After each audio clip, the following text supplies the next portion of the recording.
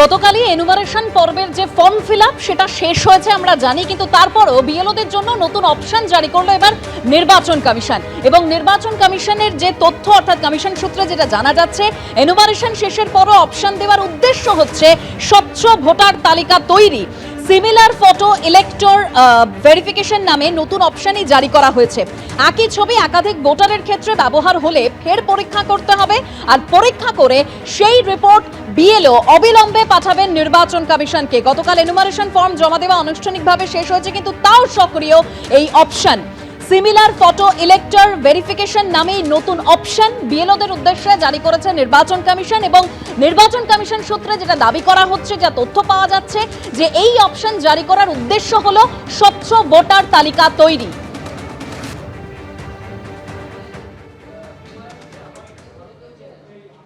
BJP নেতা সজল ঘোষ আমাদের সঙ্গে এই মুহূর্তে টেলিফোন লাইনে রয়েছেন। মানে সজল দা, কমিশনের তরফে যেটা বলা হচ্ছে যে নতুন অপশন জারি করা হয়েছে বিএলওদের উদ্দেশ্যে, তার একমাত্র কারণ হচ্ছে স্বচ্ছ ভোটার তালিকা তৈরি। এনুমারেশন পর্ব শেষ হয়ে গেছে, তারপরে অপশন জারি, কিভাবে দেখছেন? দেখুন, পুরো ব্যাপারটাই তো স্বচ্ছ ভোটার করার জন্য।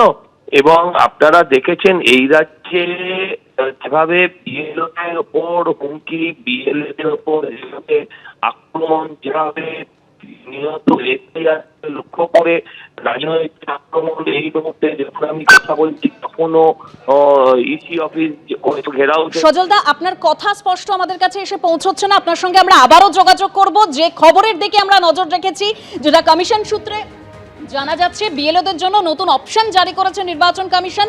আমরা জানি গতকালই এই এনুমারেশন পর্ব অর্থাৎ ফর্ম ফিল আপ করার যে পর্ব সেটা শেষ হয়েছে, তারপরও অপশন জারি বিএলওদের। একই ছবি একাধিক ভোটারের ক্ষেত্রে ব্যবহার হলে সেইটা ফের পরীক্ষা করতে হবে, এবং পরীক্ষা করে সেই রিপোর্ট বিএলও অবিলম্বে পাঠাবেন নির্বাচন কমিশনকে। সিমিলার ফটো ইলেক্টর ভেরিফিকেশন নামে এই নতুন অপশন জারি করেছে নির্বাচন কমিশন। সিইও দপ্তরে গিয়েছিলেন মতুয়াদের নিয়ে সুজন চক্রবর্তী, বেরিয়ে এসে কি বলছেন শুনবো। সরকারকে, রাজ্য সরকারকে উনি পারলে দরখাস্তটা করুন যে দেখুন, আমি রাজ্যপাল, আমি মুখ্যমন্ত্রীর অনুগত, আমি মুখ্যমন্ত্রীর হাতে হাত খড়ি নিয়েই রাজ্য চালানো শুরু করেছি, ফলে আমার কথা দয়া করে মুখ্যমন্ত্রী মেনে নিন। কিন্তু ওরা কথা মুখ্যমন্ত্রী মানবেন না। আরেকটা প্রশ্ন আছে যে আজকে থেকে মুখ্যমন্ত্রী ঘোষণা করেছিলেন 12ই ডিসেম্বর থেকে এসআইআর এর নথি দিয়ে সহযোগিতার জন্য may I help you camp চালু করা হবে। আজকে কোথাও সেরকম ক্যাম্প নজর। দেখুন, মুখ্যমন্ত্রীর কথা আজকাল কেউ মানছে না। মুখ্যমন্ত্রীর কথা মুখ্যমন্ত্রী নিজেও মানছেন না। বলেছিলেন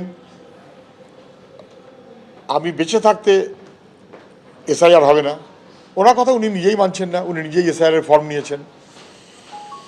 এই সহ পরপর যদি আপনি যে কোনোটা দেখেন, মুখ্যমন্ত্রী যা যা বলেন কার্যত ওর দলের লোকেরাও মানে না, ওর দলের মন্ত্রীরাও মানে না। এবং তারপর যে যাকে উনি দল থেকে এক্সপেল করেন তাকে আবার কদিন পরে দলে নিয়ে নেন, এসব সবাই আমরা জানি। ফলে মুখ্যমন্ত্রী বলেছিলেন মে আই হেল্প ইউ। লোকে বলেছে তুমি তো হেল্প কিছু করবে না, তুমি ধ্বংস করবে, তোমার হেল্প নেব না। মানুষও আগ্রহী না, আর ওরাও কোনো মে আই হেল্প ইউর ক্যাম্প চালু করেননি। তবে এই তড়িঘড়ি একটা লোক দেখানো কিছু হয়তো করবে, তাহলে মাঠে মারা যাবে। তো আর মহিলাদের তো টার্গেট করে ওরা তৃণমূল কংগ্রেস প্রচুর দীর্ঘমেয়াদী কর্মসূচি নিচ্ছে, আপনারা কি বলবেন? মহিলাদের টার্গেট করে কর্মসূচি মানেটা কি? মানুষকে টার্গেট করে কর্মসূচি নিতে হয়। আর মহিলাদের টার্গেট করে তৃণমূল বা রাজ্য সরকার কোনো কর্মসূচি নিয়েছে, কথাটা ভুল।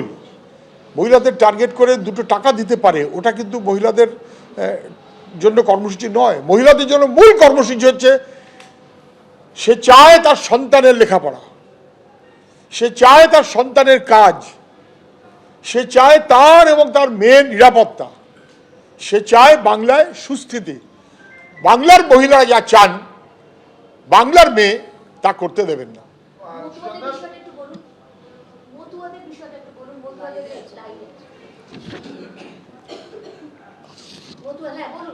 আপনি বলেন, আসেন। আমি বলছি আসেন। আমি বলছি মতুয়া সমাজের প্রতিনিধিদের নিয়ে আজকে আমরা নির্বাচন কমিশনের কাছে এসেছিলাম।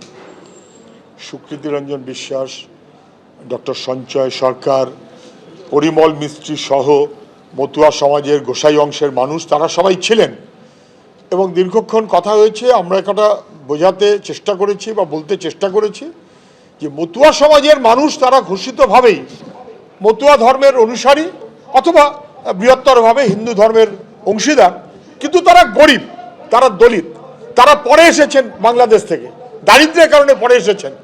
আগে যারা এসেছেন তারা ভোটার, পরে যারা এসেছেন তাদের ভোটার নিয়ে প্রশ্ন তোলা হবে, এটা হতে পারে না। গতকালই এসআইআর এর যে এনুমারেশন পর্ব পশ্চিমবঙ্গে সেটা শেষ হয়েছে।